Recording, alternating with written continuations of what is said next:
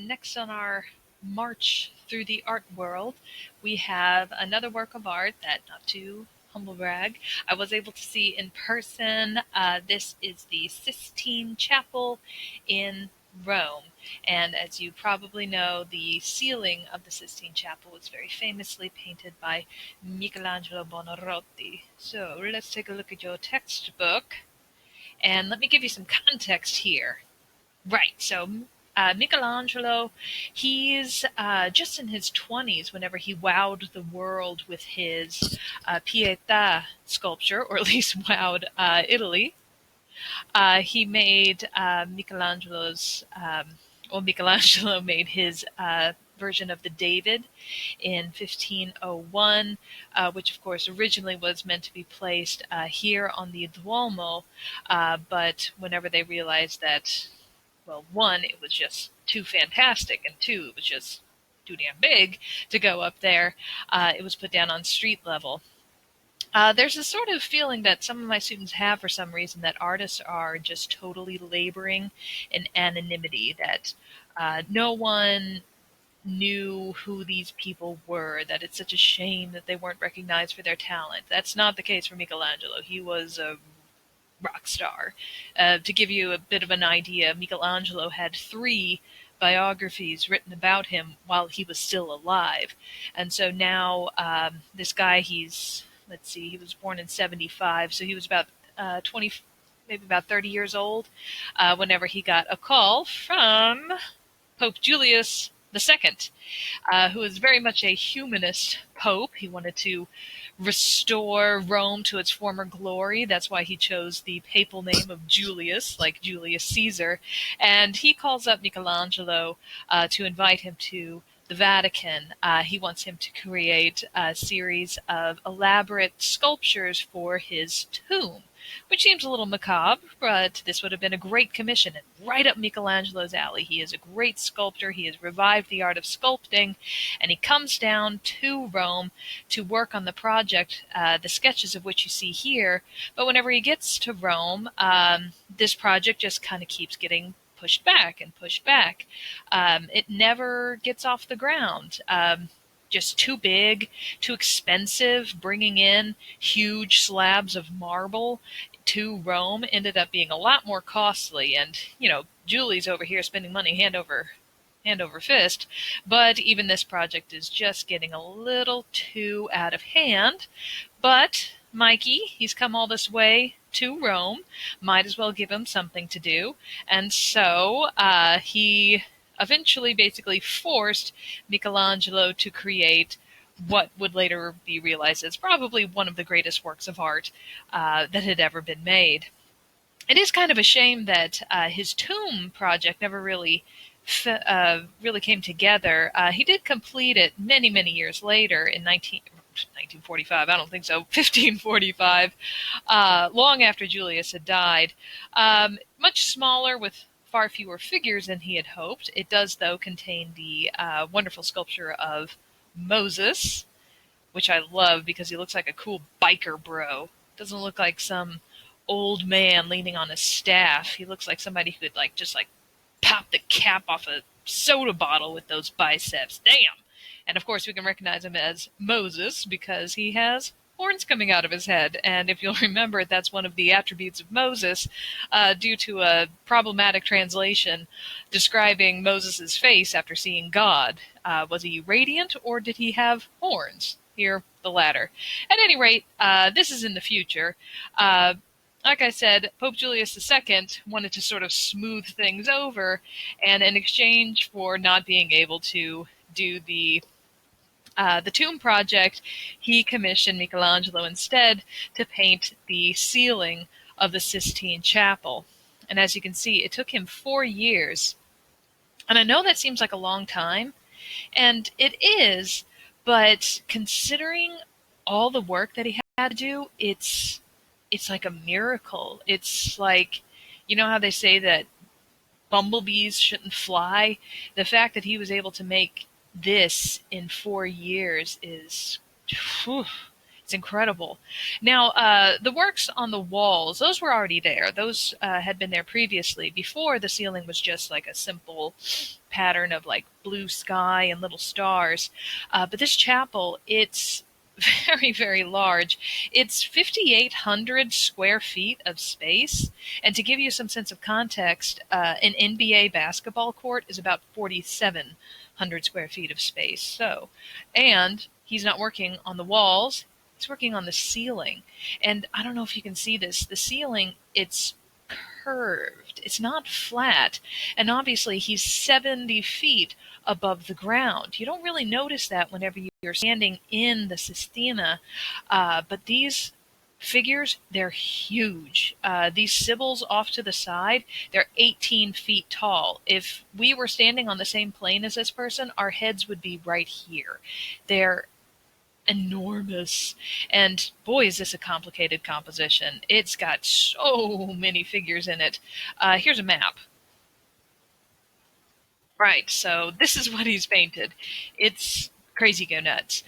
This complicated, elaborate system of Old Testament and New Testament and Sibyls and obscure biblical characters. The scenes that we're the most familiar with would probably be here down the center, where it tells the story of Genesis, the creation story through the creation of Adam into the story of Noah. And honestly, this is probably more than Pope Julius would have wanted, but if anything, Michelangelo doesn't do anything halfway. He's the kind of guy who makes maybe a little bit too much work for himself. But let me point something out. These are not just paintings. These are frescoes. And if you'll remember from chapter 7, with a fresco, you don't dip a paintbrush in a bucket of paint and go right on the wall like a modern mural. You have to put wet plaster down and then take pigments suspended in water and paint these thin layers. It's very similar to working with watercolors. And the fact that he was able to get such vibrant colors from such a thin paint is crazy. And with the worst thing about a fresco is that you have to work in small sections. You don't just work the whole thing in one go, because you have to allow the pigments to absorb into the wet plaster. So, he would have done like this on Monday and this on Tuesday, Wednesday, Thursday, and everything has to line up. You have to make sure that your painting is finished within I think it takes like maybe 6 hours for the plaster to set. And he's working, as a ceiling. Like, have you ever changed a bunch of light bulbs? I mean, whenever I moved into this place, there's all these stupid ceiling fans that had to get replaced, and it kills your neck trying to get these damn fixtures down.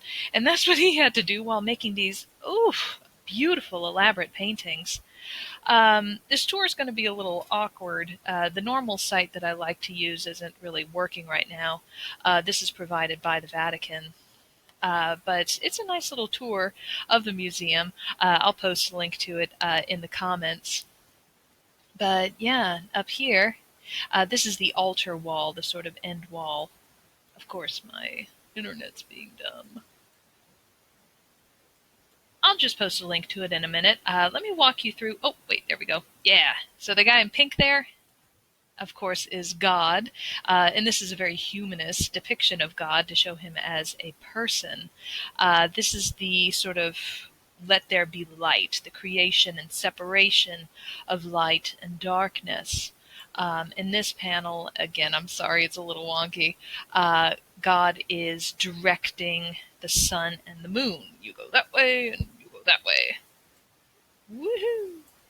Up here, that's the separation of the elements, the sort of separation of air and water. He's dividing them.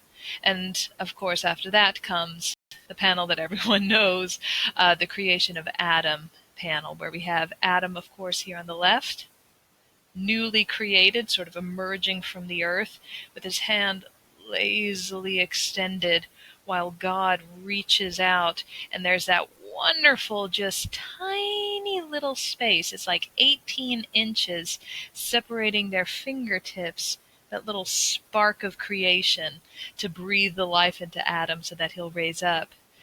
This is nearly center in the Sistine Chapel, and it's quite a sight to see this thing that you're so familiar with and to see it in context.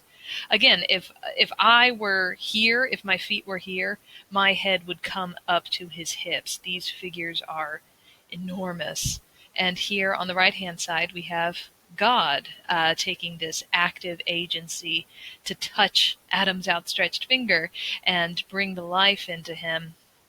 And again, it's a very humanist depiction of God. He's a person. He's a human. He is on scale with Adam. He's not enormous. He doesn't have a halo or any sort of divine attributes. He's just a person. And he's in this sort of lofty cape that's holding him up. I've heard it suggested that Michelangelo is painting God and this cloak as a brain, that this is like a hemisphere of the human brain with God within it. A doctor made that observation, and I have to admit, it's pretty convincing. I'm not sure if that's really the case for Michelangelo. There is a long history of putting God like this, floating around in a big red cloak, but it would fit in with sort of Renaissance knowledge, the idea of the physical brain being the source of divine inspiration. Something that's kind of interesting is there's a woman over here in the crook of God's arm, this blonde woman who's sort of smiling, and she's got wide eyes, and she's looking over at Adam. And it's been long assumed that that is Eve. That's Adam's wife. She hasn't been created yet. Adam was created first, and Eve was created from his rib. And she's sort of waiting her turn and is maybe sort of, ooh, I wonder who that is.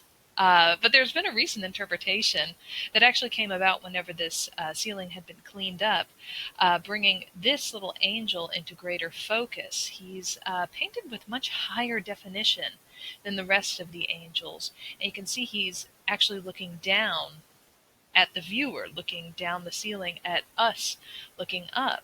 And there's been a suggestion that this could be Jesus, that this is the Christ child here waiting in God's cloak, and that this woman is not Eve, but is in fact Mary, the mother of Christ.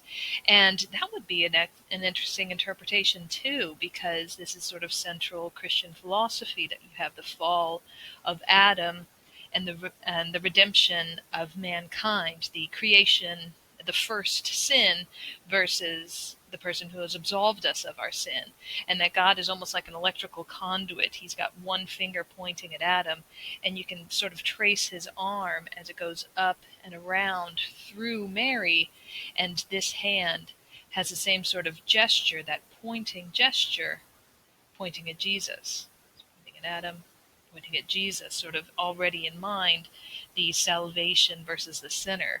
And that's a really cool interpretation. I gotta admit, I'm a fan. Yeah, coming back to the chapel itself, though, again, I apologize that this website isn't really cooperating for me. But again, I'll post a link to it so that you can sort of get a sense of what it looks like in person. And again, this was all frescoes. This is all just painted smack onto the wet plaster of the wall. And check this out. Okay, so this was all just an afterthought.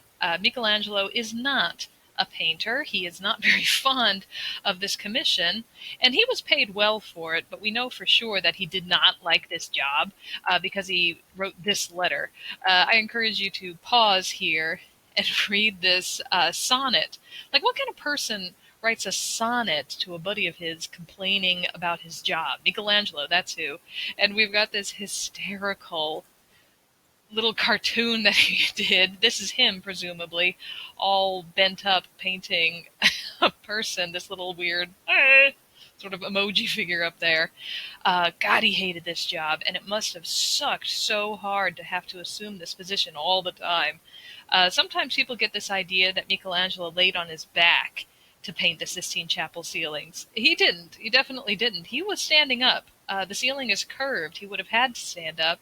And we can tell from this illustration that it was a very painful job. And he talks about being bent like a Syrian bow, that his face is a drop mat for these dribbles of paint. But he completed it. He kind of whined and moaned about it and did it in just 4 years. Again, lightning fast.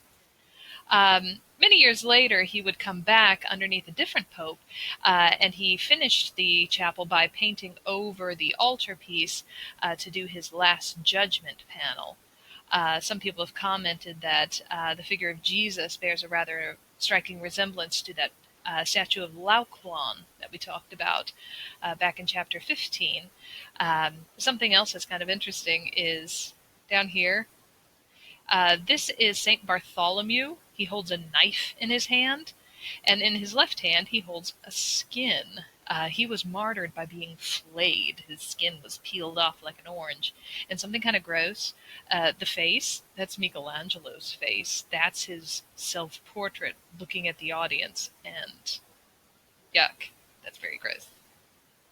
The last slide that I have here shows the sort of before and after restoration of the Sistine Chapel. Don't forget, this is on the ceiling, and this chapel would have been lit with candles, and all those years and years and years of candle smoke had stained the paint. It was professionally cleaned off. Some people dispute how well it was done, but I kind of like this picture because it sort of gives us an indication of basically exactly what Michelangelo had been doing, looking up, straining, and working on this scaffolding system with tables and brushes and assistants to help him. Yeah. But it is a remarkable work of art. Again, I'm very lucky to have seen it in person.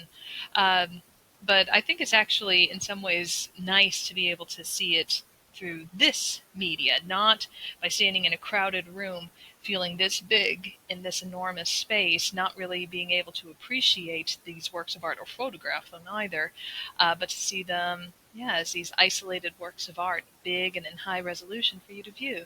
So yeah, I would encourage you to take some time and look at some more close-ups. Thanks for your time.